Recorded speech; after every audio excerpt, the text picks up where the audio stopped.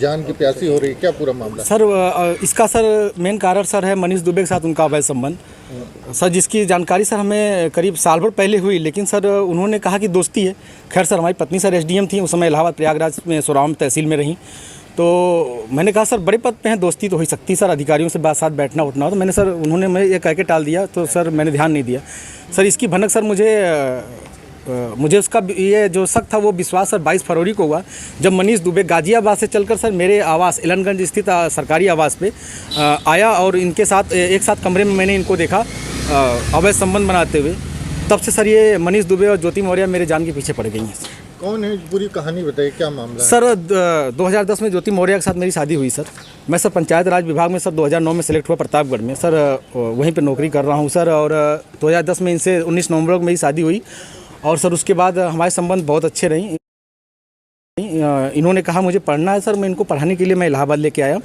और इलाहाबाद में sir the council coaching है, वहाँ पे इलाहाबाद की सबसे अच्छी कोचिंग थी। मैंने वहाँ पे किसी तरह सर पिताजी के सहयोग से, भाइयों के सहयोग से और यहाँ तक कि मैंने अपने डीपीआरओ साहब के सहयोग से पैसा उधार लेके इनको कोचिंग कराया।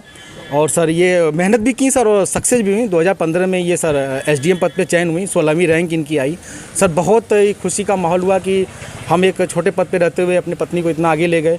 वो भी बहुत खुश थी, पूरा परिवार खुश था। और सर 2015 में ही मेरी सर भगवान की दया से मुझे इतनी खुशी मिली कि मेरी 2 जुड़वा बिटिया भी हुई और जिनका नाम हंसी खुशी मैंने रखा, क्योंकि उस समय खुशी का माहौल चल रहा था सर। और सर बहुत अच्छा चल रहा था। लेकिन सर 2020 में ये मनीष दुबे जो जिला कमांडेंट होमगार्ड है उसकी एंट्री होती है हम दोनों पति पत्नी के बीच में। और सर घर इतनी तबाही पे पहुंच चुका है कि घर तो टूट ही रहा है, बच्चे तो दूर हो ही रहे हैं, पत्नी दूर हो ही रही है सर। यहाँ तक कि मैं मुकदमा भी मेरे ऊपर हो गया है और मेरी मौत की साजिश भी रची जा रही है। क्या धमकी, आपको कोई धमकी दी उन्होंने? हाँ सर, उन्होंने फ़ोन पे सर अभी 1 हफ्ते पहले फ़ोन पे सर उन्होंने हमारे गांव के किसी लड़के से बात की, तो उसने मुझे कॉन्फ्रेंस किया। तो उन्होंने उस पर कहा कि तो जो तुम काम कर रहे हो, जो ये जांचें करा रहे हो या करा रहे हो, इसके कारण तुम्हारी जल्दी से तुम मर जाओगे। हमने कहा ठीक है आप मरवा दीजिए। तो मैं नहीं मरवा रही हूँ, जो करवा रहे हो इसके कारण मारे जाओगे। हत्या की धमकी दी है? जी सर, हत्या की। और सर उनका भाई सर सचिन मौर्य है सर, वो मेरे घर से सर रखे मेरे काफ़ी जो कुछ पैसे थे, जेवरात थे, वो सर लेके चला गया। मेरे सर उसकी वीडियो बना के भेजा कि मैं लेके जा रहा हूँ, जो करना हो कर लीजिए। और सर मुझे चैटिंग लिख के भेजा है कि आपका व्हाट्सअप सब कुछ गायब कर दूंगा, हैक कर लिया हूँ, जो सेव करना हो सेव कर लीजिए।